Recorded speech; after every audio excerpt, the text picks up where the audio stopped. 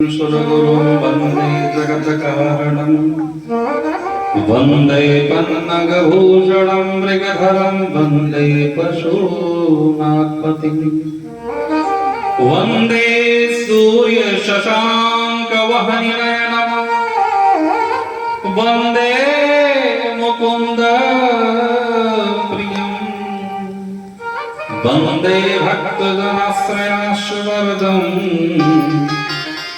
वंदे शिवं शंकरं। बोले शंकर भगवान की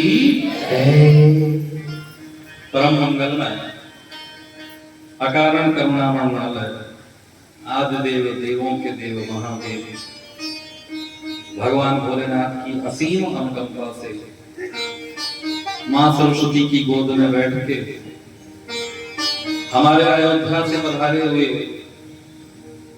श्री अवध की धरोहर हर तरल सरल हृदय स्वामी राम बालक दास जी महाराज, जिनके द्वारा 551 श्री राम कथा का आयोजन संपूर्ण हुआ, श्रीमद् भागवत 551 कथा का, और अब श्री महाराज जी का संकल्प श्री शिव पुराण कथा का है। महाराज जी की कृपा करुणा छाया में हम और आप बैठ करके हमें कथा कहने का सौभाग्य मिल रहा है और आपको कथा श्रवण करने का सौभाग्य मिल रहा है। ऐसे महाराज जी के लिए जोरदार तालियों से स्वागत करिए। हमारे साउंड वाले भैया, कलाकार बंधु, हमारे श्री आचार्य जी, आज की यजमान जी और कथा में पधारे हुए रसिक श्रोतावृंद, आप सभी को जय जय श्री सीताराम। अयोध्या की पावन धरा से आकर के हम आपको श्री सीताराम कह रहे हैं। अवध नाथ सरकार आप सबका कल्याण करें। परम कल्याण का विषय है, परम हर्ष का विषय है। आज से पुरुषोत्तम मास प्रारंभ हो रहा है ना, जिसे मलमास भी कहते हैं, अधिक मास भी कहते हैं, पुरुषोत्तम मास भी कहते हैं। और ये सावन का महीना है, सावन के महीने में पुरुषोत्तम मास। आप विचार करिए कि हम और आप कितने बड़ भागी हैं कि ये पुरुषोत्तम मास 3 साल में एक बार आता है। इस पुरुषोत्तम मास का निर्माण भगवान श्री हरि विष्णु ने हिरण्याकश्यप के वध के लिए किया। आप सब लोग कथा जानते होंगे और बाकी कथा आएगी तो मैं आपसे निवेदन करूंगा कि भगवान ने जब हिरण्यकश्यप ने वरदान मांगा था ब्रह्मा जी से, न दिन में मरो, न रात में मरो, न घर में अंदर, न घर के बाहर, न ऊपर न नीचे, न आगे न पीछे, न मनुष्य से न पशु से। ये राक्षस से बड़े चालाक होते थे। सबसे पहला वरदान क्या मांगते थे कि अमर कर दो। तो ब्रह्मा जी कहते थे टर्म्स और कंडीशन अमर करने की नहीं है, अमर तो भी नहीं है, तुम्हें कैसे करते? तब ये अपना दिमाग लगाते थे, तभी ये अपना दिमाग लगाता और कहते महाराज न दिन में मरो, न रात में मरो, न ऊपर मरो, न नीचे, न घर के अंदर, न घर के, न आकाश में, न पाताल में। ब्रह्मा जी के बनाए हुए 12 महीने में से किसी महीने में न मरो। तो भगवान विष्णु ने भक्त प्रहलाद की रक्षा के लिए, किसकी रक्षा के लिए? भक्त प्रहलाद की रक्षा के लिए ये 13वां महीना बनाया था, जिसका नाम है पुरुषोत्तम मास। दुनिया का कोई भी कैलेंडर आप देख लीजिए, कोई भी कैलेंडर उठा के देखिए, सब में आपको 12 महीने मिलेंगे, 13वां महीना। लेकिन ये केवल सनातन पंचांग ऐसा है, भारतीय पंचांग ऐसा है कि जिसमें ये 13वां महीना है पुरुषोत्तम मास। हम और आप बड़भागी हैं कि हमें कथा कहने का और आपको कथा श्रवण करने का आज से फल मिलेगा। और सर्वप्रथम यजमान जी हमारे आज के बड़भागी हैं, जो प्रथम दिवस के प्रथम पुरुषोत्तम मास के प्रथम शिव महापुराण की कथा में यजमान बने। एक बार जोरदार ताली हमारे सभी यजमानों के लिए। अद्भुत कृपा भगवान। आज से लेकर के 9 दिनों तक हम लोग सांगोपांग शिव महापुराण की कथा सुनेंगे। किसकी कथा सुनेंगे? शिव महापुराण की।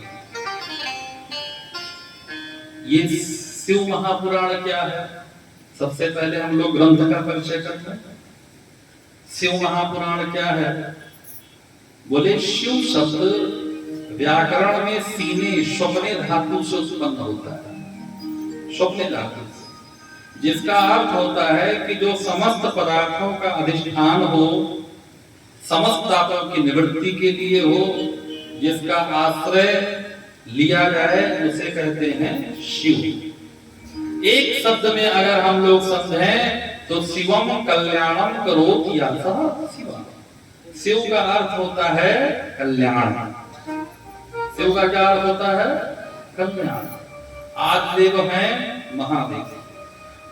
हमारे भारतवर्ष का कोई भी गांव ऐसा नहीं होगा, कोई भी भाषा हो, कोई भी बोली हो, कोई भी सभ्यता हो, लेकिन ऐसा कोई गांव नहीं होगा जहां पर एक दो शिव वाला ना हो। आदिदेव है भोलेनाथ। वेदों में कहा गया शिव मतलब क्या है? बोले कल्याण।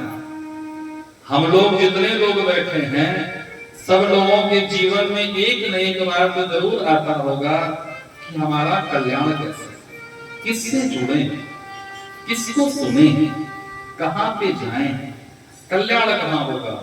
बोले ये कल्याणकारी पुराण है। कौन सा? शिव महापुराण। चलिए शिव हो गया। अब आप समझिए पुराण का अर्थ क्या होता है। अच्छा हिंदी सब लोग समझ ले रहे हैं ना? कितने लोग समझ पा रहे हैं? जरा हाथ उठाइए। सब समझ ले रहे हैं। इबादत ताली आप लोग ने लिखा नहीं, हम तो मराठी तैयार करके आए थे। अच्छा मराठी कितने लोग समझते हैं? हम नहीं उठाते। चलिए बड़ी सुंदर बात है।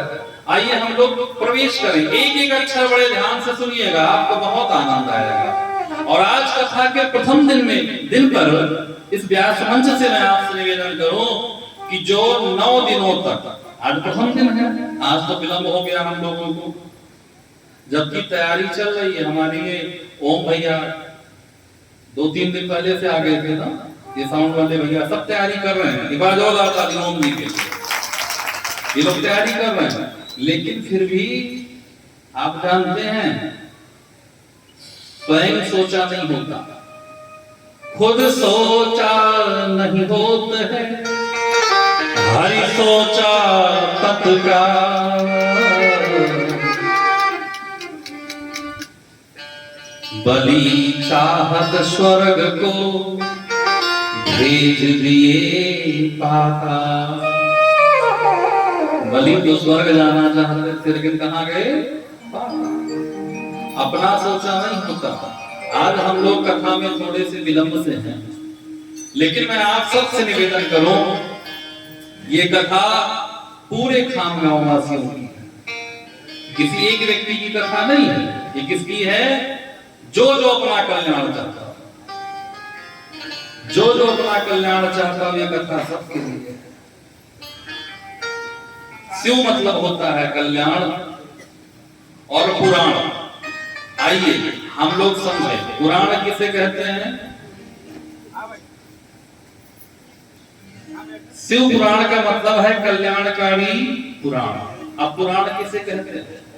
बोले ऋते ज्ञानाम न मुक्ति। इस संसार में बिना ज्ञान के मुक्ति मिलने वाला नहीं है।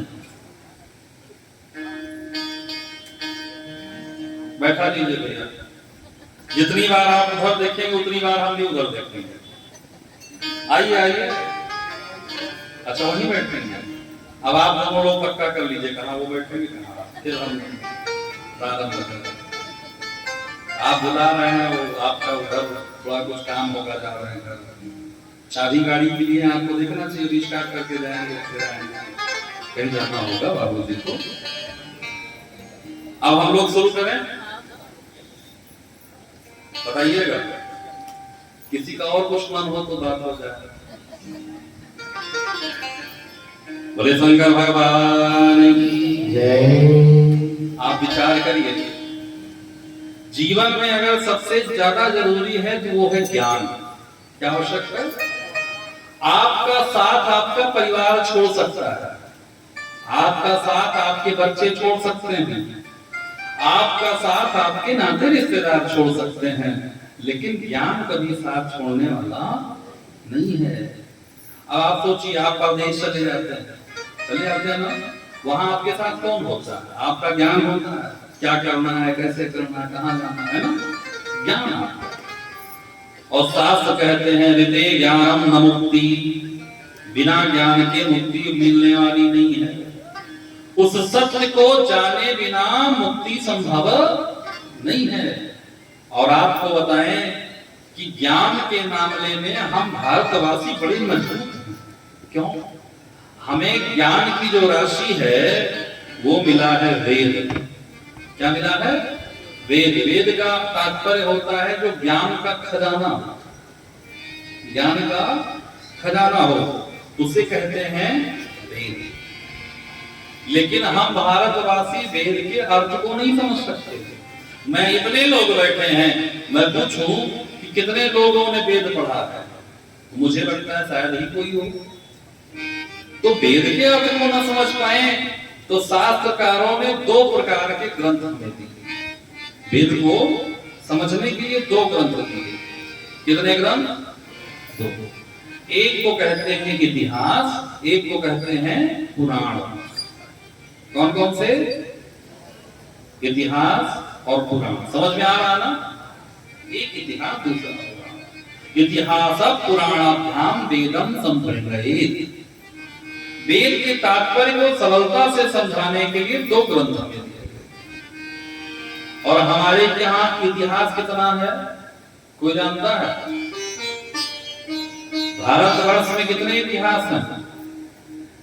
अरे केवल दो इतिहास। एक को कहते हैं रामायण, दूसरे को कहते हैं महाभारत।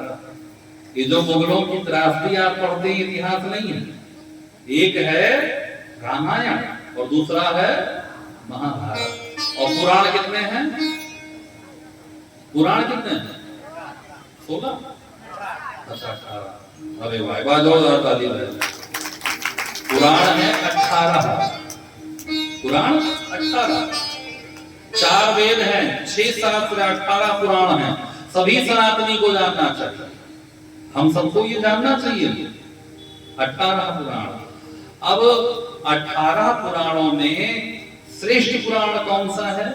ये बात आई तो बोले पुराण कहते किसे हैं? सबसे पहले ये समझ लें, पुराण किसे कहते हैं? बोले जो पुराना होने के बाद भी हमारे जीवन में नया हो। मतलब समझ में आ रहा? पुराना हो लेकिन हमारे जीवन की नवीन समस्या का समाधान करते, उसे कहते हैं पुराण। इतिहास किसे कहते हैं? बोले इति मतलब था, ऐसा। इति मतलब ऐसा, हास मतलब था, यानी ऐसा था। इतिहास में घटना पहले घट चुकी होती है, बाद में बताया जाता है। जैसे रामायण की घटना घट चुकी है, अब बताया जाता है। और पुराण मतलब, बोले पुराण मतलब जो हमें समझाना होता है वो पहले ही पुराण में लिखा होता है। समझ में आ रही है? तो ये पुराण और इतिहास। तो कल्याणकारी पुराण कौन सा है? शिव पुराण, जिसकी कथा सुनने के लिए हम आप बैठे हुए हैं। अब क्या कहते हैं हम लोग? शिव पुराण कथा। अब आ जाइए कथा पे। कथा किसे कहते हैं? ये कोई कहानी नहीं है, कोई किस्सा नहीं है। फिर क्या है? कथा किसे कहते हैं? गोस्वामी जी के शब्दों में सुनिए। भव सागर चह पार जो पावा, भव सागर चह पार जो पावा, भव सागर चह पार जो पावा, भव सागर पार जो पावा, भव सागर चह पार जो पावा,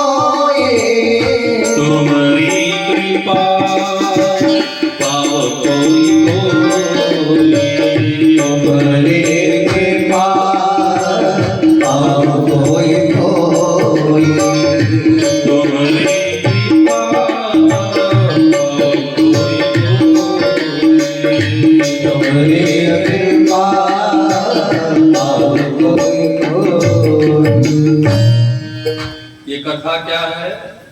गोस्वामी जी कहते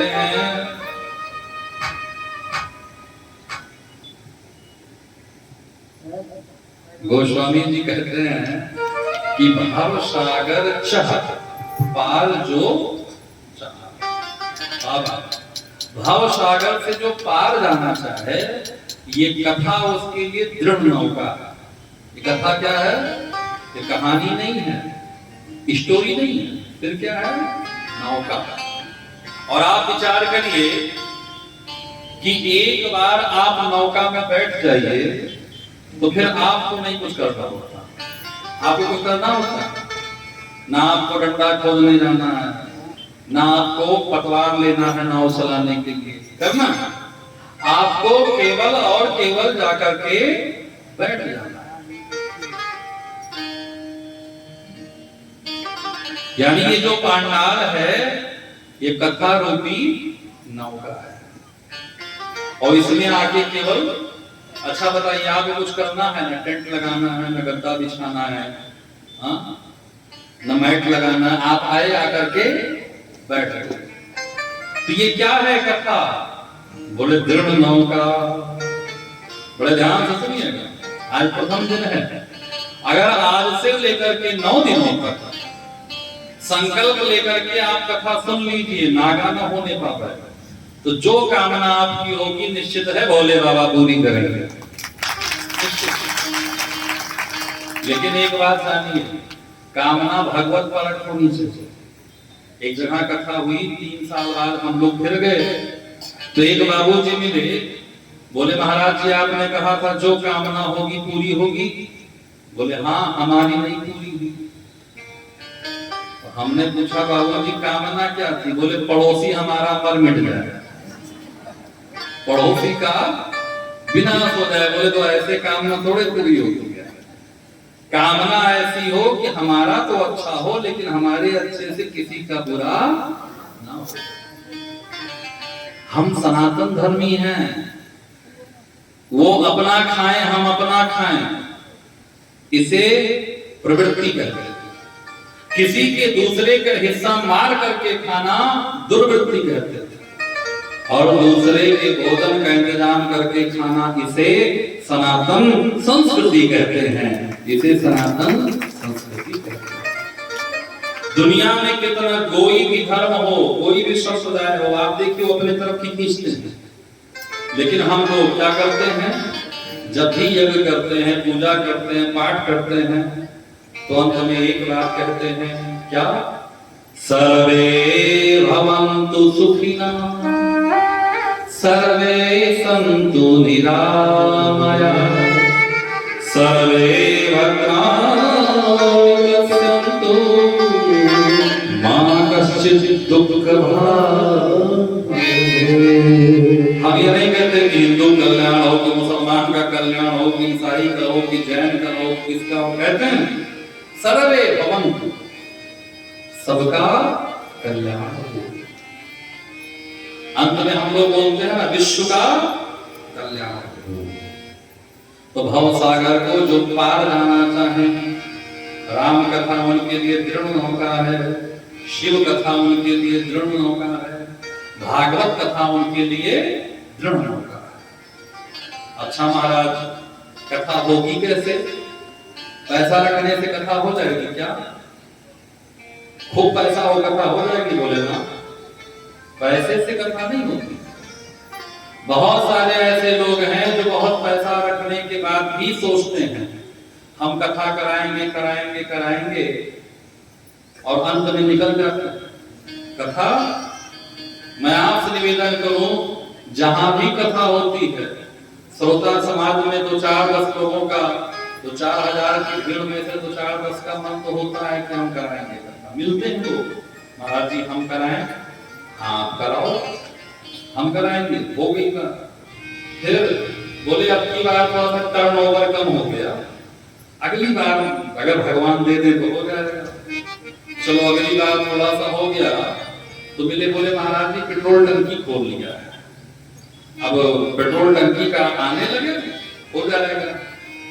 मैं आपसे बताऊं पेट्रोल टंकी का भी आने लगा, बढ़िया बढ़िया व्यवस्था, ये सब घटना बता रहा हूँ आपको। व्यवस्था हो गई, 3.5 लाख का पांडाल लगवाया, पूरा बहुत बड़ा पांडाल, ड्रोन कैमरे से पूरा सारी व्यवस्था, कैमरा वाला सबको बुक किया गया, सारी चीजें हुई, सबका टिकट बन गया। 2 दिन बाद कथा होने वाली है, तब तक पता लगा कि 1 दिन पहले उनके भतीजे का एक्सीडेंट हो गया। फोन आया, महाराज जी कथा नहीं हो पाएगी। अब ऐसा जवान भतीजा चला गया, अब वहां ये जाके तबला बजाए, अच्छा लगेगा? आप विचार करिए, जब रुपया का बहुत पैसा, 10 लाख रुपए की व्यवस्था उन्होंने की, भंडारे की व्यवस्था, सबको 10 लाख पहले ही खर्च कर दिए थे। भाई प्रश्नों कथा थी तो सारा सामान खरीद के रख लिया, लेकिन ढंग से कथा होने वाली, यह गुण साधन ते नहीं हुई। पैसे से कथा नहीं हो सकती, बुरा ना मानिएगा आप लोग, पैसे से कथा नहीं हो सकती। तब कैसे हो सकती है? बोले तुम्हारी कृपा पार कोई कोई। आप लोग कभी गंगा स्नान के लिए गए हैं? कितने लोग गए? जहां खड़ा करके माघ मेला में गए? ठंडी में, माघ मेला बड़ी ठंडी होती है। आप देखिए ठंडी में लोग कांपते हैं जाकर के, यहाँ तो कम ठंडी पड़ती होगी, बहुत ठंडी वहां अपने यहाँ पड़ती, उत्तर प्रदेश में गंगा जी गए, कांप रहे हैं बिल्कुल। तो कुछ लोग तो जाके स्नान करते हैं गंगा जी, और कुछ लोगों के सिर पे पाप सवार होता है, तो जाएंगे गंगा जी को देखेंगे, बोले बड़ी ठंडी है, दूर से पानी वानी छिड़क के, गंगा दर्शनात् मुक्ति, बोले दर्शने से मुक्ति हो जाएगी, मारना आए कौन इतनी ठंडी। क्यों? यहां से टिकट कटा करके प्रयागराज चले गए, लेकिन ठंडी बहुत ज्यादा लगी, नहा नहीं पाए। क्यों? क्योंकि उनका पाप बलि है। उसी तरह से ये जो कथा है ना, ये कथा भी गंगा है। सकल लोक जगतामनी गंगा, और इसमें भी कौन नहा पाएगा? जिसका पुण्योदय होगा, नहीं तो ऐसे रोड से देखते हुए निकल जाएंगे, रोड से ही देखते हुए निकल जाएंगे। आप 9 दिन प्लानिंग करते रहेंगे कि अब आऊंगा अब आऊंगा अब आऊंगा, लेकिन फिर भी नहीं आ पाएंगे, क्योंकि जब पाप बढ़ा होता है तो आदमी भगवान की कथा। अच्छा चलो, एक आप समझो, एक उदाहरण से, अगर सभी लोग अच्छे हो जाएं, कोई बुरा ना रहे, तो ये पुलिस की आवश्यकता पड़ेगी, थाना कोतवाली, काला कोर्ट की जरूरत, वकील की आवश्यकता पड़ेगी। अच्छा आप विचार करिए, कोई भी रोगी ना हो, सब निरोगी हो जाए, तो ये जो बड़े बड़े हॉस्पिटल मल्टीनेशनल बन रहे हैं, इनकी आवश्यकता पड़ेगी। अगर सब अच्छे हो जाए, भगवान की कथा सुन के तर जाए, तो ये सांप, बिच्छी, गोजर, हाड़ा, बकरी, बकरा, मुर्गा, कुत्ता कौन बनेगा? ये भी तो जरूरी है। हाँ, तो बाहर बाहर लोग घूमेंगे महाराज, चाहे जो बन जाएंगे, लेकिन कथा नहीं सुनेंगे। मैं आपसे निवेदन करूं, प्रथम दिवस तैयार, गंगा जी में जब लोग स्नान करने जाते हैं और आप लोग डुबकी मारते हैं, तो क्या कहते हैं? हर हर गंगे बोलते हैं ना। आप अंदर कहते हैं हर हर गंगे, आपके जो पूर्वज होते हैं वो कहते हैं देखो हमारे कुल में ये जन्म लिए, हम भी तर गए। और उसी समय गंगा के बाहर घूम रहे होते हैं लोग, वो कहते हैं तुम कहो हर हर गंगे, हम कर देंगे तुम तो नंगे, कपड़ा लेकर के गाया। ऐसे ही कथा में भी कुछ लोग एक्सचेंज ऑफर के तहत आते हैं। एक्सचेंज ऑफर समझ रहे हैं? मैं नाम नहीं लूंगा, एक जगह कथा थी अभी, तो वहां एक ही मोहल्ले के 15-20 लोग आते थे और पुराना चप्पल उतार कर नया चप्पल पहन जाते थे, एक्सचेंज ऑफर के तहत। तो आप कहते हैं हर गंगे, वो कहते हैं कर देंगे तुमको। ये ऐसे भी लोग हैं संसार में। लेकिन यह मैं आपसे निवेदन करूं, आदि शंकराचार्य का नाम तो आप सबने सुना होगा, जो साक्षात शंकर जी के ही अवतार थे। आज शंकराचार्य जी कहते हैं कि 3 वस्तुएं जीवन में दुर्लभ है। कितनी वस्तुएं? 3 वस्तुएं। दुर्लभम त्रयमेव दुर्लभम त्रयमेव देवानुग्रह हेतुकम मनुष्यत्वम मोक्षोत्तम महापुरुष संश्रय। पहला क्या दुर्लभ है? बोले मनुष्योत्तम, मानव का जीवन पाना बहुत दुर्लभ। आपको क्या लगता है कि ऐसे ही मानव जीवन मिल गए? लोग कहते हैं मम्मी पापा शादी किए तो हम पैदा हो गए, मम्मी पापा के बाद। लेकिन मैं आपको बताऊं, बहुत लोग ऐसे भी हैं जिनके शादी के बाद भी उनके बच्चे दवाई करा रहे हैं, संतान गोपाल नहीं हो रहे हैं। तो मम्मी पापा के शादी करने से हम लोग नहीं हुए। पहला क्या दुर्लभ है? बोले मनुष्योत्तम, बड़े भाग मानुषतन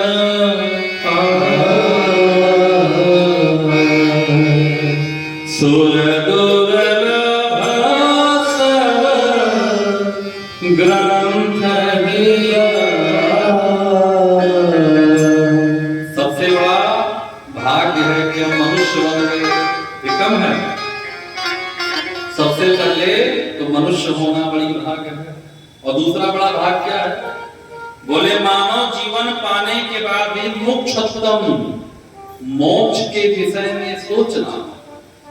बहुत लोग केवल कमाने खाने में ही जीवन व्यतीत कर देते हैं, अपने मोक्ष के विषय में नहीं सोचते। मोक्ष की इच्छा, मोक्षोत्तम मतलब मोक्ष की इच्छा, कल्याण की इच्छा, भव सागर से पार जाने की इच्छा बहुत लोगों की नहीं होती। उनको लगता है बस यही अपना घर है। जैसे किसी को कारागार में बंद कर दिया जाए, कारागृह में, वो उसी में प्रसन्न है, घास काट रहा है, वही खुश है। ये संसार क्या है? कारागृह, इसी में प्रसन्न है। लेकिन अगर मानव जीवन पाने के बाद भी मोक्ष की इच्छा हो, मैं आपसे निवेदन करूं, रावण का नाम तो आप सबने सुना होगा, सुना है ना? राक्षस था, लेकिन रावण जैसे राक्षस के अंदर भी मोक्ष की इच्छा जागृत थी। रावण जैसे राक्षस के अंदर भी मोक्ष की इच्छा जागृत थी। जब रावण को जब पता चला कि भगवान अवतार ले चुके थे, रावण को पता लगा खर दूषण मोहिसम बलवंता, खर और दूषण को भगवान के सिवा दूसरा कोई नहीं मान सकता। तो रावण ने कहा तुम मोक्ष कैसे पाऊं? संत कहते हैं रावण उठा और माला लेके जपने लगा, लेकिन उसका मन नहीं लगा। जीवन भर मारो काटो ही थी, माता रखा। बोले ये भजन न हो या तामस देहा, इस तामस शरीर से ध्यान भजन नहीं होगा, फिर क्या करें? तो रावण ने कहा मैं अब विरोध करूंगा। हरिशन जाए विरोध। भगवान जानकी जी का हरण ऐसे नहीं किया था। रामायण पढ़िए, रावण की सीन लिखी।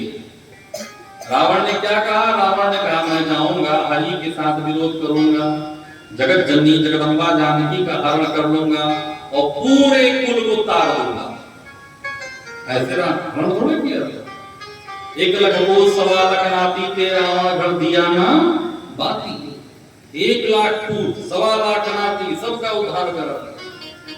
लेकिन हम आप सोचते हैं कि मुर्गा मुर्गी हो जाए, हम आप सोचते हैं नाती पोता हो जाए, हम आप सोचते हैं बेटी की नौकरी लग जाए, लेकिन अपने मोक्ष के बारे में नहीं सोचते।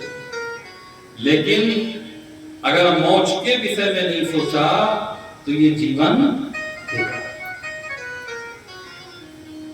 आइए हम और आप कुछ देर के लिए शांत चित्त चित्त होकर के, एकाग्र चित्त होकर के, भाव चित्त होकर के भगवान की कथा में प्रवेश करें और अपने मोक्ष का मार्ग प्रशस्त करें। मैं आपसे निवेदन करूं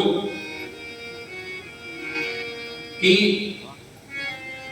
जीवन में जब तक आध्यात्म दीप नहीं जलेगा तब तक कुछ होने वाला नहीं। वो कहां से होगा? ज्ञान से। आप विचार करिए, आप अपना घर छोड़ करके बाहर चले जाइए और बहुत सालों बाद आइए, रात में लाइट कट गया, बहुत अंधेरा हो, तो अंधेरा को कैसे काटेंगे? तलवार से, बाण से, बंदूक से ना, एक दीपक जलाना होगा। कितना दीपक? एक दीपक। और वही दीपक जलाएंगे तो उजाला हो जाएगा। ऐसे ही आध्यात्म दीप को जलाने के लिए ये कथा है। और इस आध्यात्म दीप को कैसे? प्रेम से जलाना है। बोले शिव शंकर भगवान की। ज्योति से ज्योत जगाते चलो, ज्योत से ज्योत जगाते चलो, प्रेम की गंगा बहाते चलो, प्रेम की गंगा बहाते चलो, प्रेम से ज्योति जलाते चलो, ज्योति से ज्योति जलाते चलो, प्रेम की गंगा बहाते चलो, प्रेम की गंगा बहाते चलो। राह में आए जो दीन दुखी, राह में आए जो दीन दुखी, सबको गले से लगाते चलो, सबको गले से लगाते चलो, ज्योति से ज्योत जगाते चलो, ज्योति से ज्योति जगाते चलो, प्रेम की गंगा बहाते चलो, प्रेम की गंगा बहाते चलो। हर हर महादेव। तालियों की सेवा करते हुए सभी लोग आए।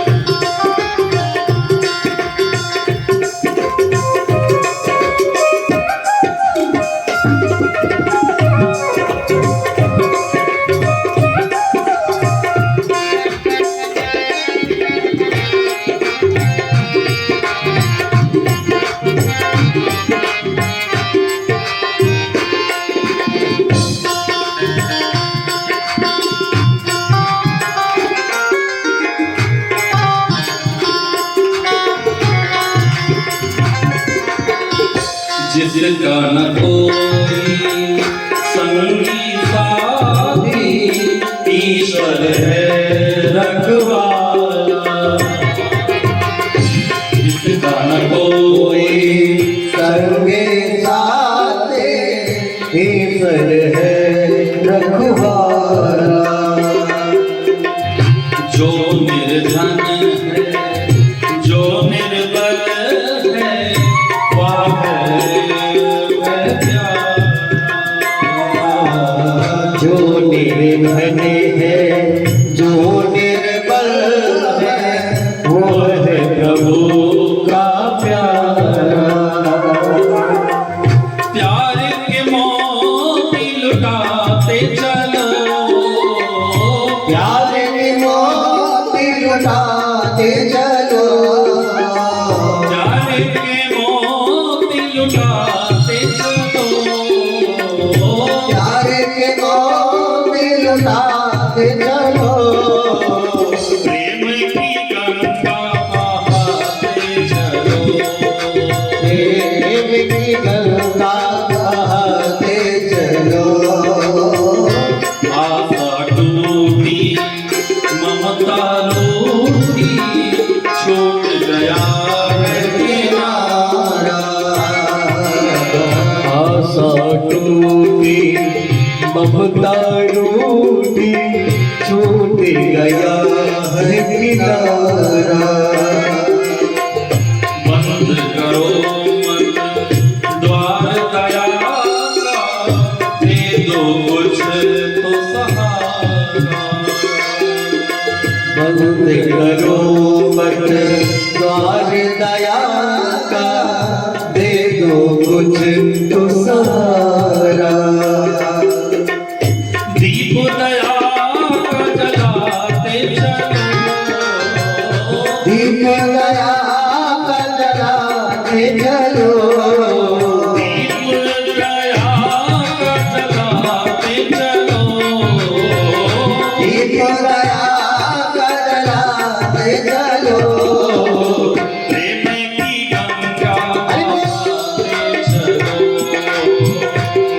की गंगा बहाते चलो।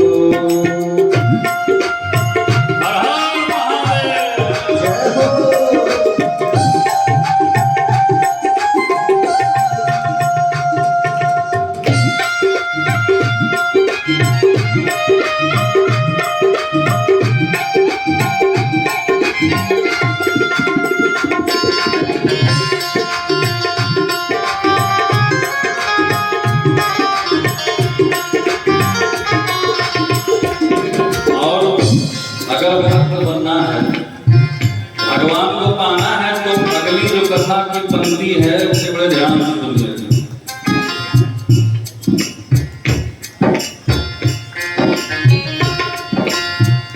कौन है ऊंचा कौन है नीचा, सब में वो ही समाया। कौन है ऊंचा कौन है नीचा, सब में वो ही समाया। कौन है ऊंचा कौन है नीचा, सब में वो ही समाया। कौन है ऊंचा कौन है नीचा, सब में वो ही समाया।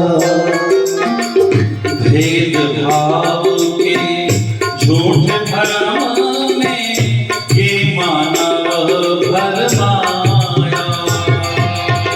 भेद भाव के झूठे भरम में ये मानो भरमाया। धर्म ध्वजा फहराते रहो, धर्म ध्वजा फहराते रहो। धर्म ध्वजा फहराते रहो। धर्म ध्वजा फहराते चलो। सबको गले से लगाते चलो। सबको गले से लगाते चलो।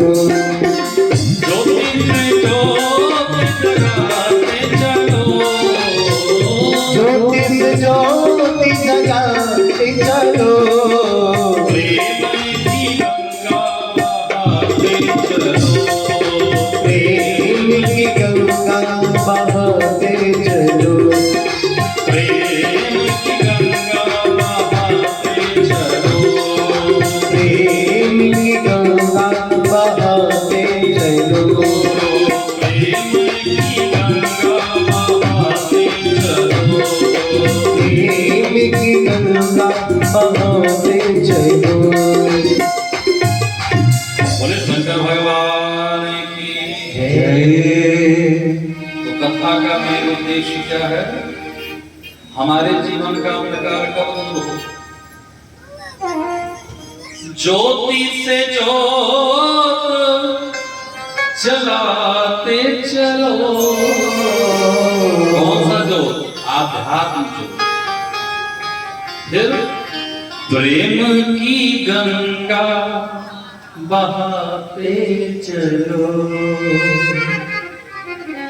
भगवान को सबसे ज्यादा क्या पसंद है जानते हैं? राम ही केवल प्रेम किया। जान देव जिन जानन। भगवान को केवल और केवल प्रेम पसंद है। आप सबने सुना होगा कि पोथी पढ़ पढ़ जगमुया पंडित भया ना कोई, और ढाई आखर प्रेम सो पढ़े सो पंडित हो। तो महाराज प्रेम किससे करना है? भगवान से। बोले ना, परिवार वालों से, पड़ोसी से। अगर परिवार में प्रेम नहीं हुआ, पड़ोस में प्रेम नहीं हुआ, तो भगवान में क्या खाक प्रेम होगा? तीन बातें हैं। पहला है राग, दूसरा है अनुराग, तीसरा है वैराग। जो परिवार जनों से प्रेम हो उसे कहते हैं राग। क्या कहते हैं? राग। और जो परिवार जनों से प्रेम उठ करके भगवान में भी हो जाए तो उसे कहते हैं अनुराग। और वही प्रेम उठ करके सारे जगत में हो जाए, भगवान जगदीश में हो जाए तो कहते हैं वैराग। लेकिन भगवान न राग से मिलते हैं न वैराग्य से मिलते हैं। मिले न रघुपति बिनु अनुराग। भगवान कैसे मिलेंगे? अनुराग से। ये शिव पुराण की कथा सिखाती है कि आपस में प्रेम करना चाहिए।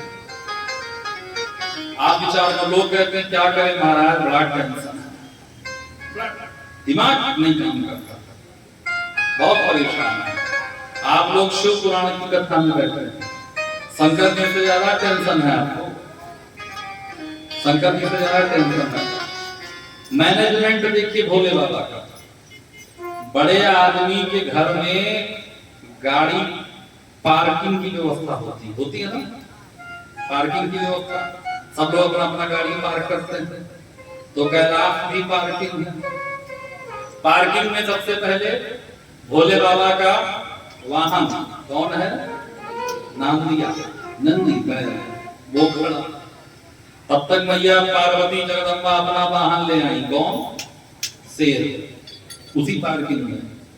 बगल में वो खड़ा, दोनों कट्टर एक दूसरे की विरोधी है ना, वो खड़ा। शंकर जी के गले में सांप, क्या है? सांप। और उसके बाद आप देखो तो गणेश जी का वाहन चूहा, चूहा ना, और कार्तिकेय जी का वाहन मोर। तीनों में कितना भयानक है ना। लेकिन भोले बाबा सब कुछ मेंटेन करके रखते हैं। इससे बड़ा टेंशन है आपको? कोई किसी से झगड़ा नहीं करता, सब अपने पार्किंग में बिल्कुल रेस्ट लेते हुए। तो भोले बाबा की कथा से क्या शिक्षा मिलती है? कथा में प्रवेश करने से पहले कि जितना भी टेंशन हो, देखिए अभी तो मौसम बड़ा अच्छा है, नहीं ऊपर एक सन आ जाता है ना तो कितनी गर्मी होती है। और लोग कहते हैं हमें टेंशन है, सोचो जिसके अंदर टेंशन चल रहे हो उसकी स्थिति क्या होगी। तो ये भगवान की कथा बतलाती है, भगवान की कथा हम सब के ऊपर कृपा करके, कृपा दृष्टि करके ये शिक्षा मिलता है हमें भगवान की कथा से कि टेंशन से दूर होइए और भगवान से निकट आइए। कहाँ आइए? निकट आइए, भगवान के निकट। शिव महापुराण में हम लोग प्रवेश करेंगे जिसमें 7 संहिताएं हैं। कितनी?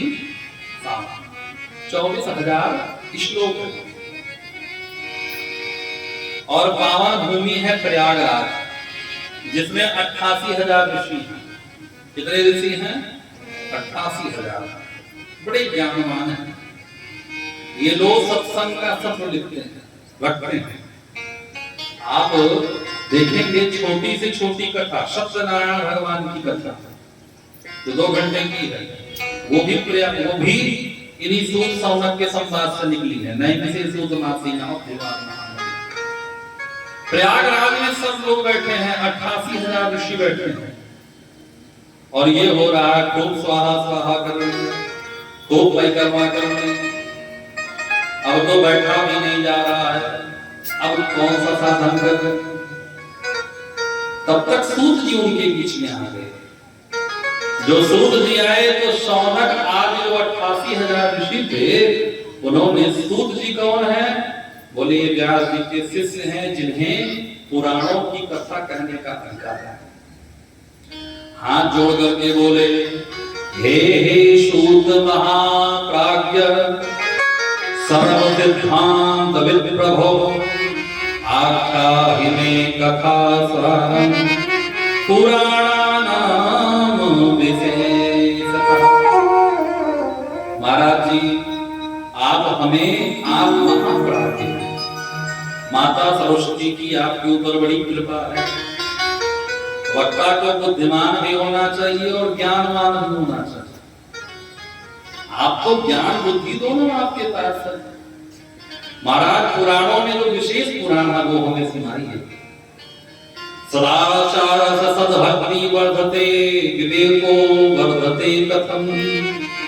महाराज की ऐसी कथा सुनाइए जिससे सदाचार बढ़ जाए, भक्ति बढ़ जाए, विवेक बढ़ जाए। क्यों? बोले क्योंकि कलयुग में व्यक्ति आसुरी प्रवृत्ति का हो गया है, उनका कल्याण कैसे होगा? हर हमेशा दिमाग में क्रोध ही भरा रहता है। लोग कहते गुस्सा बहुत आता है, इनके गुस्से का होता है हमेशा क्रोध। क्रोधार भागवतकार कहते हैं क्रोधार दग्धा कुटिल अश्वकामिना, तो कुटिल है। जो कथा में भी जाएंगे तो आरती कम करेंगे, अपनी घड़ी ज्यादा चमकाएंगे, इनका कल्याण कैसे होगा? जो अपने खाने के लिए अच्छी सुपारी लाएंगे, भगवान को चढ़ाने के लिए सड़ी सुपारी ले आएंगे, इनका कल्याण कैसे होगा? जो लोग अपने पहनने के लिए बढ़िया मटका कोसा रेशम का कुर्ता लेंगे, और जब पंडित जी को देना हुआ तो तेरी काट ले आएंगे, फूंक दो फट जाए, ऐसा कपड़ा, इनका कल्याण कैसे होगा? एक माता जी थी, मंदिर हो जाता था, मंदिर अमरूद का एक ठेला था बाहर, तो जो सड़ा हुआ अमरूद होता था वही लेती थी। कहती थी कौन भगवान को खाना, ले जाके अमरूद चढ़ाती थी, पिलपिला अमरूद, और भगवान से अमरूद चढ़ाने के बाद कहती थी प्रभु हमें पोता दे दो। पोता समझते हैं ना, पोता दे दो। भगवान ने उनकी इच्छा पूरी की, पोता हुआ, लेकिन पोता भी पिलपिले हो गया। माता जी मंदिर लेके गई, पुजारी जी से कहा ये आपके भगवान ने क्या किया? बोले भगवान हमारे क्या करें, जैसे अमरूद वैसे पोता, जैसे आपका अमरूद था वैसे पोता भी हो गया आपको। भगवान से भी हम लोग चोरी करते हैं, भगवान से भी कपट करते हैं। यमराज जी को जानते हैं आप लोग? यमराज, उनके जो लेखा जोखाकार है उनका नाम जानते हैं क्या है? चित्रगुप्त। इनका नाम चित्रगुप्त क्यों है जानते हैं?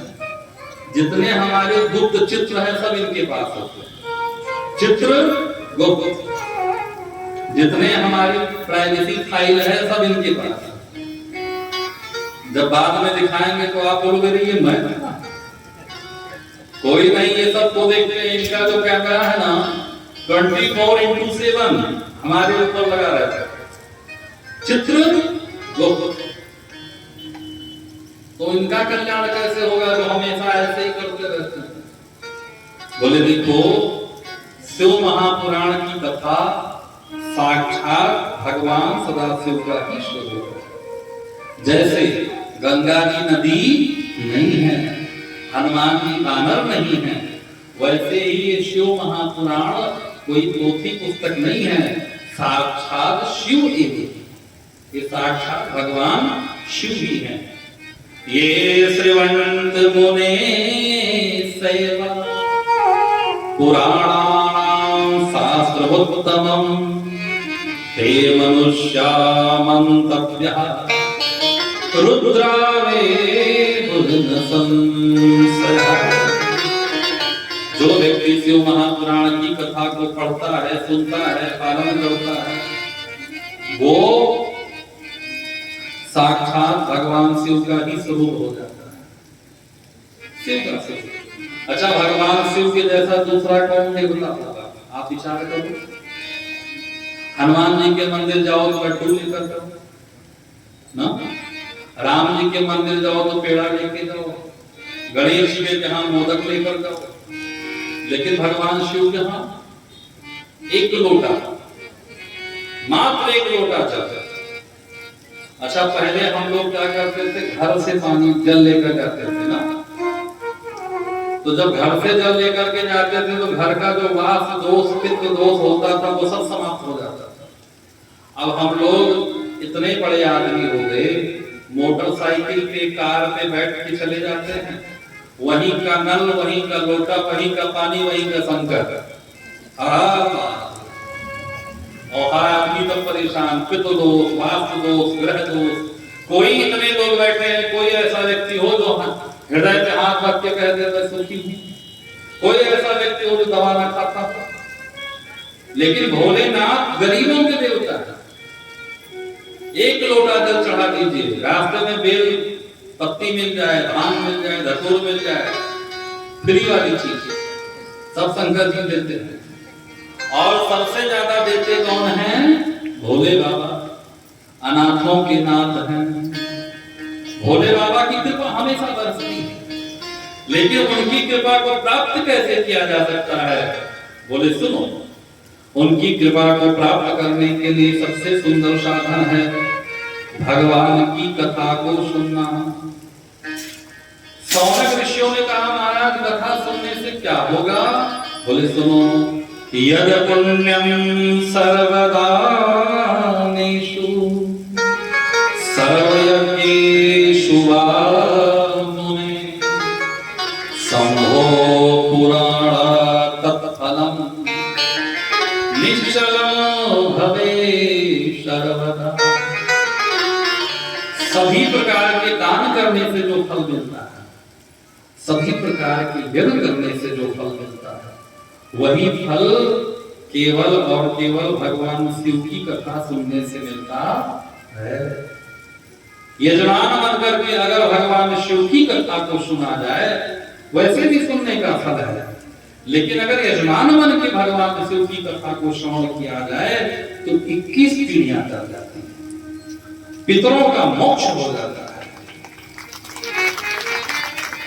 पितृ मोक्ष के लिए 2 उपाय हैं हमारे सनातन धर्म में, एक भागवत कथा, दूसरा शिव महापुराण की कथा। अब ये पितृ कैसे होते हैं? इनका जब मोक्ष नहीं होता तो 3 प्रकार के, हमारे यहाँ 3 देवता प्रमुख है ना, ब्रह्मा, विष्णु, महेश। सतोगुण, रजोगुण, तमोगुण, 3 गुणों से दुनिया बनी है। इसी को वैज्ञानिकों ने इनका नाम बदल दिया, प्रोटॉन, इलेक्ट्रॉन, न्यूट्रॉन। और हमारे ब्रह्मा, विष्णु, महेश जी को गॉड बना दिया। G for generator, O for operator, D for destroyer, है ना। उत्पत्ति करता ब्रह्मा जी का जी ले लिया, पालन करता विष्णु जी का ऑपरेटर ओ ले लिया, और भोले बाबा संहार करता डिस्ट्रॉयर का डी ले लिया, बना दिया गॉड। हम लोग बड़े खुश में घूम रहे हैं, ऐसे ऐसे लोग करते हैं गॉड। ये सब हमारी चोरी है, गॉड बन गए। 3 प्रकार के, एक सात्विक प्रेत होते हैं, एक राजस प्रेत होते हैं, एक तामस प्रेत होते हैं। बड़े ध्यान से सुनिएगा आपके मतलब की बात। भूत प्रेत वही नहीं होते कि आपके खोपड़ी में आ जाए वो ऐसे ऐसे हिलने लगे ना। सात्विक, राजस, तामस। सात्विक कौन होते हैं? बोले सात्विक होते हैं जो दिखेंगे नहीं, लेकिन आपके ऊपर समस्या ऐसी रहेगी कि डॉक्टर को आप जाओगे, चेक कराओगे, बार बार अल्ट्रासाउंड होगा, दुनियादारी सब कुछ होगा, रोग कोई नहीं निकलेगा, लेकिन कभी पेट में दर्द, कभी पीठ में दर्द, दर्द बना रहेगा। ये कहते हैं सात्विक। राजस कौन से होते हैं? बोले सब कुछ नॉर्मल होगा लेकिन बच्चे नहीं होंगे। बच्चे हो भी गए तो पता लगेगा आगे चल करके पिता माता बच्चे तीनों का बैठेगा नहीं। परिवार में किसी न किसी प्रकार की कलह बनी रहेगी, परिवार में कलह बनी रहेगी। 10 रुपया आएगा, 20 रुपया जाने का ठिकाना बना रहेगा। इसे कहते हैं राजस। तामस प्रेत को पितृ कौन होते हैं, प्रेत कौन होते हैं? बोले तामस वो होते हैं, आप देखते होंगे कि भयानक रूप, विज्ञान भी नहीं जान पाता कि वो, कोई कहता दिमाग की बीमारी है, कोई कहता इसकी बीमारी, कोई उसकी बीमारी, लेकिन वो कभी ये आवाज निकालेगा, कभी वो आवाज निकालेगा, दुनिया भर का। इन सबको कहते हैं पितृ दोष। जन्म कुंडली के 9वें भाव में जब राहु का विराजमान होते हैं, द्वितीय भाव में राहु विराजमान होते हैं, अथवा लग्न पत्रिका में राहु और शनि का योग होता है। कुंडली के लग्न पत्रिका में राहु और शनि का योग कहीं भी हो तो आपको पंडित जी कुंडली देख करके बताते हैं कि आपकी कुंडली में पितृ दोष है, आपकी कुंडली में प्रेत श्राप है। अच्छा, अब ये होता क्यों है ये भी जान लीजिए। ये क्यों होता है? माताएं बहनें ना जाने कितना अनचाहा गर्भ नष्ट करवा देती है। बहुत बार ऐसा होता है, जबकि ये बड़ा जघन्य अपराध है, लेकिन बहुत बार ऐसा होता है कि गर्भ को गर्भ में ही नष्ट करा देते हैं। एक कारण। दूसरा कारण, बोले हमारे यहाँ जो हमारे पूर्वज, हमारे पिताजी दादाजी, उनका स्वर्गवास हुआ तो ठीक से उनका पिंडदान क्रियाक्रम नहीं हुआ। हम लोग दिखावा में बड़ा यकीन करते हैं, पिंडदान क्रियाक्रम नहीं होगा, लेकिन पितृपक्ष आने वाला है ना। जैसे पितृपक्ष आएगा, दाढ़ी और मूछ और बाल मुड़वा करके सबसे पहले जल देने के लिए दौड़ेंगे, और पंडित जी को बुलाएंगे खिलाने के लिए, जिवाने के लिए, और पकौड़ी छान के, पंडित जी पकौड़ी खाइए। क्यों? बोले बाबूजी को पकौड़ी बहुत प्यारा था। अब बाबूजी ऊपर से देख रहे हैं कि जब तक जिंदा थे एक दिन नहीं खिलाया, जब तक जीवित थे पकौड़ी खिलाया नहीं, अब मर गए तो पकौड़ी खिला रहे हैं। लेकिन हम लोग नाटक में बड़ा विश्वास करते हैं। अरे मैं आपसे निवेदन करूं, आंखों देखी बात, एक लोग हमारे यहाँ चले गए, तो उनको लेकर के सब गई क्रियाक्रम हुआ, और अंत में जब एकादशा होता है तो महा आते हैं और वो भोजन वोजन करते हैं, लक्ष्मण घाट भोजन करते हैं। अब क्या हुआ, जब भोजन कर हुए तो एक बोतल पकड़ाया, तो वो पंडित जी ने पूछा ये क्या? बोले बाबूजी पिए बिना सोते नहीं थे। तो वो कहेगा, बोले तो आप पीजिए। बोले अरे हम ये सब नहीं पीते। हम कैसे? बोले हाँ, अब पीना तो पड़ेगा ना। और मैंने इतना पीछे पड़ गए कि एक ढक्कन में पिला ही दिया। विश्वास और अंधविश्वास में इतना ही अंदर है ना? तो क्या करें? जो वेद विहित है, जो शास्त्र की आज्ञा है, वो करना चाहिए। ठीक से अगर आपने पिंडदान नहीं किया, ठीक से पूजा पाठ नहीं किया, और आपके माता पिता की आत्मा भटकती रही, जीते जी आपने सेवा नहीं किया ठीक से, तो वही आपके बच्चे के, नाती पोते के कुंडली में पितृदोष बनकर आता है। कितना भी कमाएंगे लेकिन सुकून से नहीं रहेंगे। आप लोग आरती करते होंगे, आरती में एक लाइन है, सुख संपत्ति घर आवे। कौन सी है? सुख संपत्ति घर आवे। संपत्ति सुख नहीं है, सुख तब संपत्ति, क्योंकि केवल संपत्ति से सुख प्राप्त नहीं किया जा सकता। तो इन सबका उपाय क्या है? बोले आप शिव महापुराण की कथा यजमान बन के कराइए और अपने पितरों को वहां बिठाइए, जो उनकी फोटो हो या वैसे ही उनका संकल्प करा के पूजा करें। अब आप विचार करेंगे, आप कहेंगे मान लिया इतना धन ना हो आपके पास, कथा में तो कोई विशेष खर्चा नहीं, लेकिन व्यवस्थाओं में बड़ा खर्चा। आप देख ही रहे होंगे, वाटर प्रूफ पांडा लगा है, तो व्यवस्थाओं में बड़ा खर्चा है। तो खर्चा उठाना हो तब क्या करें? बोले इसी के लिए हमारे अयोध्या से श्री महाराज जी स्वामी राम बालक दास जी महाराज जी आए हैं। आपकी इतनी कृपा है और आपको आपके गुरु का, माता पिता का आशीर्वाद है, और आपने ये बीड़ा उठाया कि अगर कोई अकेले कथा ना करा पावे तो ऐसे सामूहिक आयोजन कर दिया जाए, सामूहिक आयोजन कर दिया जाए, और रोज कोई न कोई एक यजमान, दो यजमान, तीन यजमान, पांच यजमान मिलकर के कथा में यजमान बन जाए, जिससे कथा का जो खर्चा है वो भी निकल जाए, और जो व्यक्ति पितृमोक्ष के लिए उसके पितरों का उद्धार भी हो जाए। इसीलिए ये शिव महापुराण की कथा कि इसलिए यजमान बन जाया जाए।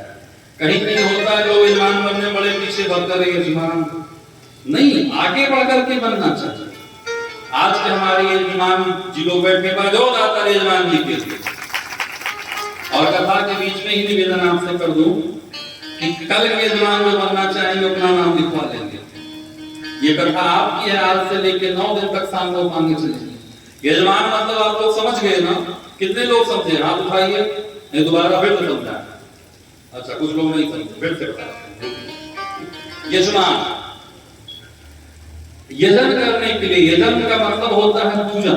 ये जो वेदी बनी है, वेदी बनी है ना, इस वेदी पर आकर के अपने माता पिता, बाबूजी, दादाजी, ताऊजी जो भी हों, जिनका शरीर छूट गया है, उनके निमित्त पूजा करना, कि उनको भगवान शिव अपने शरण में ले, इसके लिए पूजा करना। और उस दिन आपके ही नाम से, आपके पितरों के नाम से कथा होगी। वो जो पूजा करेगा उसको कहते हैं यजमान। यजमान बन करके पूजा करना। अभी समझ में आ गया? चलिए, धन्यवाद। तो इस तरीके से आपको यजमान बन करके पूजा करना है। कहा गया है कि जो दान करने से, यज्ञ करने से पुण्य नहीं मिलता, वो शिव महापुराण का यजमान बन करके पूजन करने से वो पुण्य प्राप्त। अच्छा, आप विचार करो, एक व्यक्ति का खर्चा करना हो तो बहुत हो जाएगा, लेकिन अगर सब लोग मिल करके थोड़ा थोड़ा करें तो हो जाएगा, नहीं हो जाएगा? आपने देखा होगा भागवत की कथा में, वृंदावन भी आ गए होंगे, भगवान शिव ने गोवर्धन उठाया था ना, लेकिन जितने भी ग्वाल बाल थे, किसी ने अपना डंडा लगाया था, किसी ने कंधा लगाया था, उठाया किसने था? भगवान ने। तो भगवान ही कथा शुरू कराते हैं, भगवान ही विश्राम कराते हैं, लेकिन हम लोगों का उत्तरदायित्व है कि अधिक से अधिक संख्या में कथा आकर के सुने, अधिक से अधिक संख्या में यजमान बने और कथा को सांगोपांग भगवान की भक्ति को प्राप्त करें। क्यों? क्योंकि पुराण श्रवण संपूर्णाम संकीर्तनम तथा कल्पद्रुमं फलं सम्यक् मनुष्याणाम न संशयः।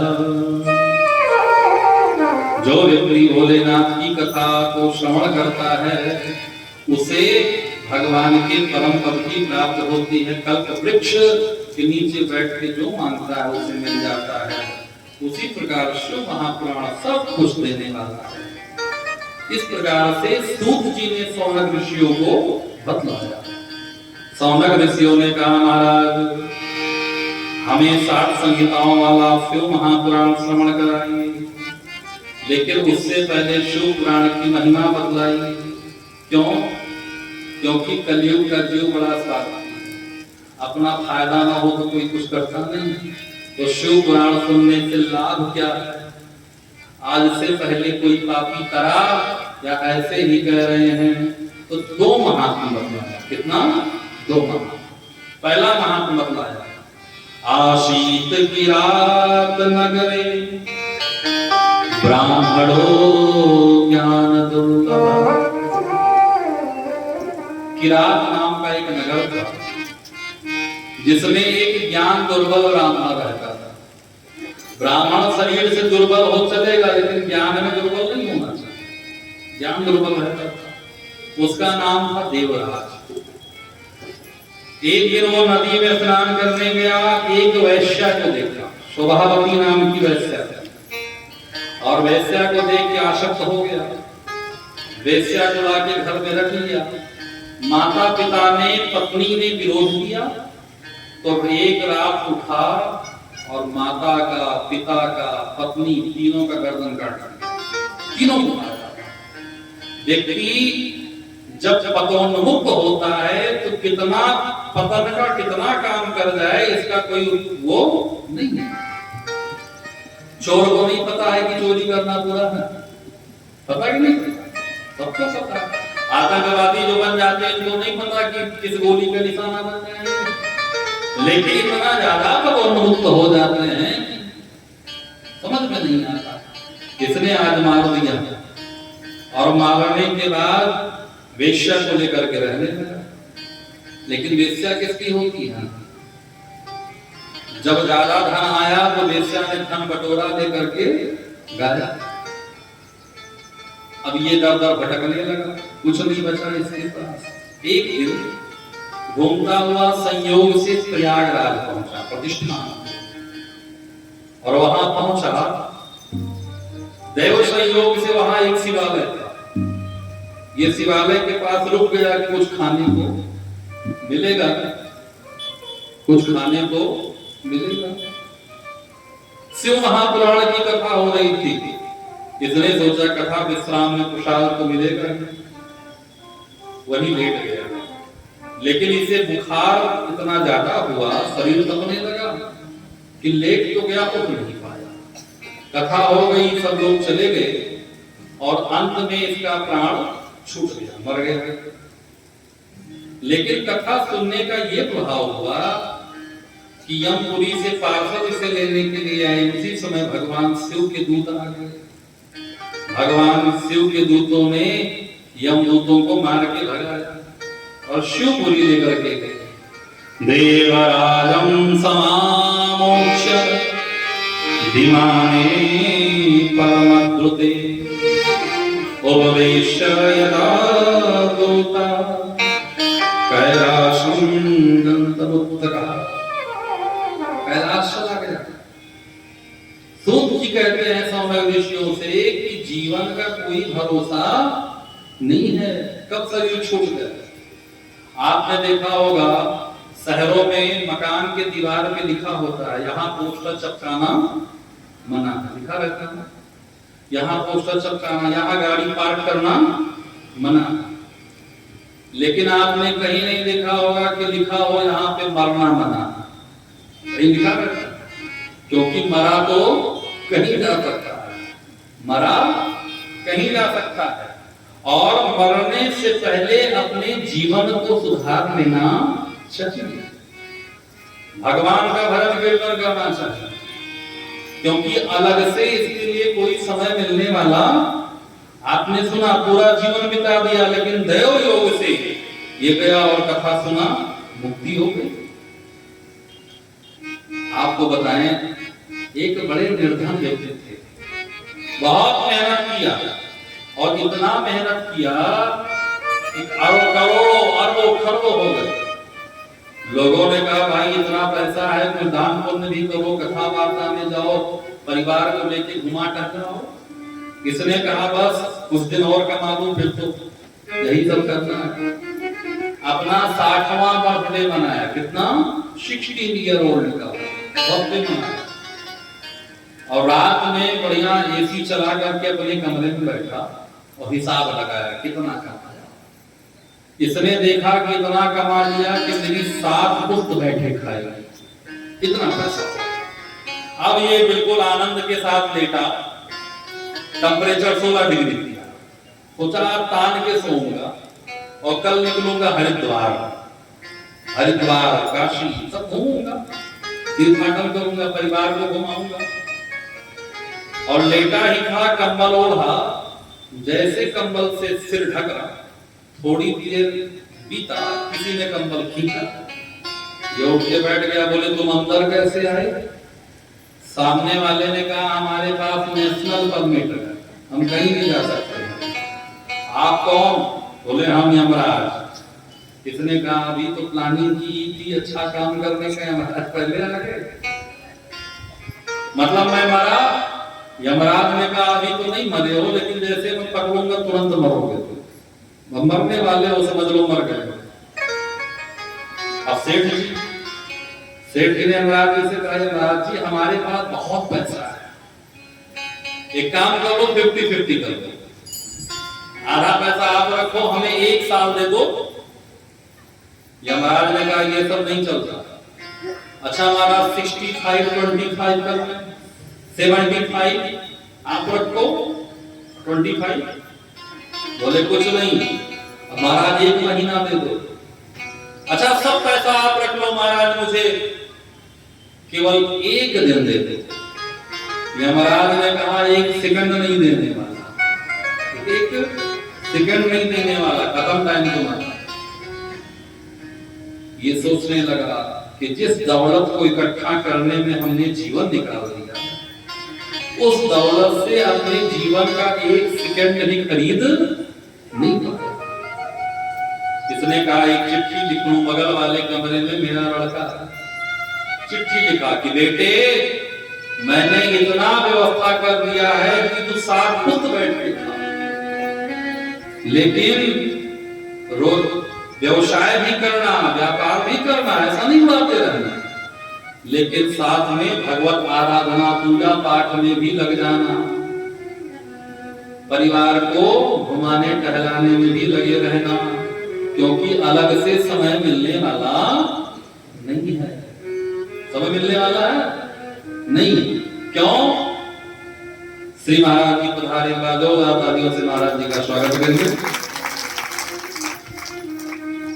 अलग से कोई समय मिलने वाला नहीं है। क्यों? जगत में कोई न परमाने, जगत में कोई न परमाने, कोई न परमाने, जगत में कोई न परमाने। दिल चमेली चंदन साबुन, दिल चमेली चंदन साबुन, चाहे लगा लो सेंट, जगत में कोई न परमाने, जगत में कोई न परमाने। आवागमन लगा दुनिया में, जगत रेस्टोरेंट रे प्यारे, जगत हरे चोरे प्यारे, जगत हरे चोरे। आवागमन लगा दुनिया में, जगत रेस्टोरेंट रे प्यारे जगत हरे चोरे प्यारे, जगत हरे चोरे। अंत समय में उड़ जाएंगे, अंत समय में उड़ जाएंगे, अंत समय में उड़ जाएंगे, अंत समय में उड़ जाएंगे। तेरे तंबू में जगत में कोई न परमाने, जगत में कोई न परमाने।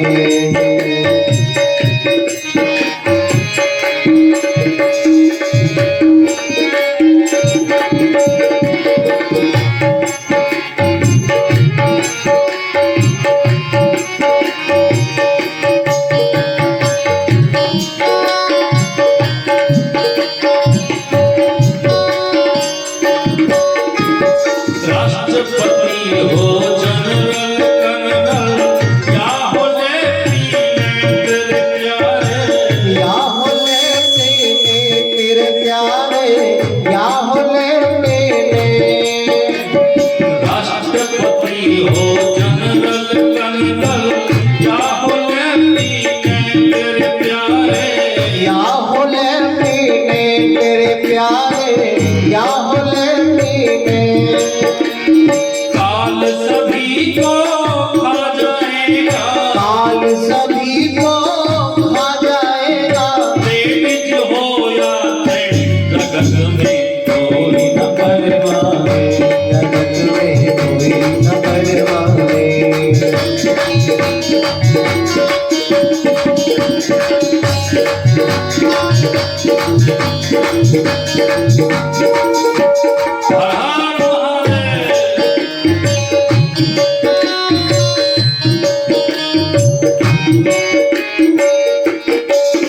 किसी ने कहा तो बचने का उपाय, बोले एक उपाय, क्या?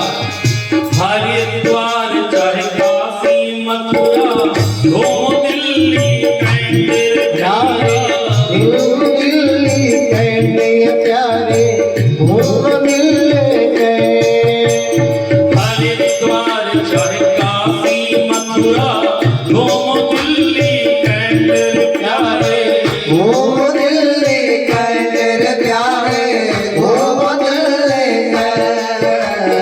मन में नाम प्रभु का राखो, हरे नाम प्रभु को, मन में नाम प्रभु का राखो, हरे नाम प्रभु को राखो।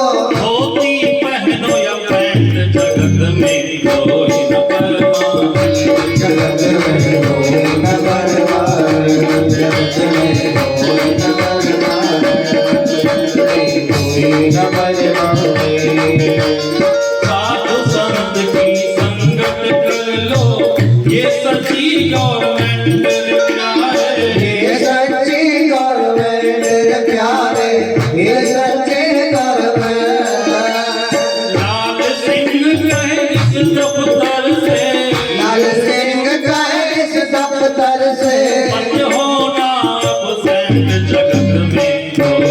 परमाने, जगत में कोई न परमाने, जगत में कोई न परमाने, जगत में कोई न परमाने, जगत में कोई न परमाने। बोले शंकर भगवान की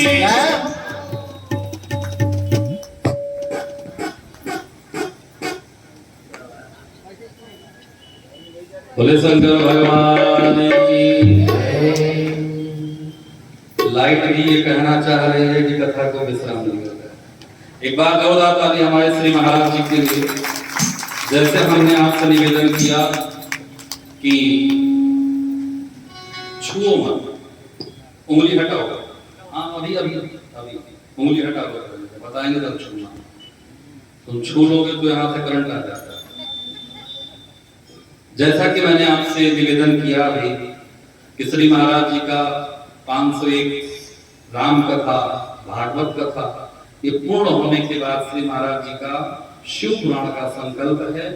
और आज पुनः महाराज जी की कृपा करुणा हम लोगों के ऊपर बरस रही है कि शिव पुराण कथा यात्रा के दौरान हम और आप इस मलमास के महीने में, किस महीने में, अधिक मास के महीने में शिव महापुराण की कथा कह रहे हैं, सुन रहे हैं। ये श्री महाराज जी की करुणा कृपा है। एक बार जोरदार तालियों से महाराज जी का स्वागत करिए। और आज आपने श्रवण किया किस प्रकार से शिव पुराण सुनकर के देवराज मुक्त हुआ। कल की कथा हम लोग श्रवण करेंगे, जैसा जो समय होगा, आगे की जो जानकारी है, आशीर्वचन और आगे की जानकारी हम निवेदन करेंगे श्री महाराज जी के द्वारा।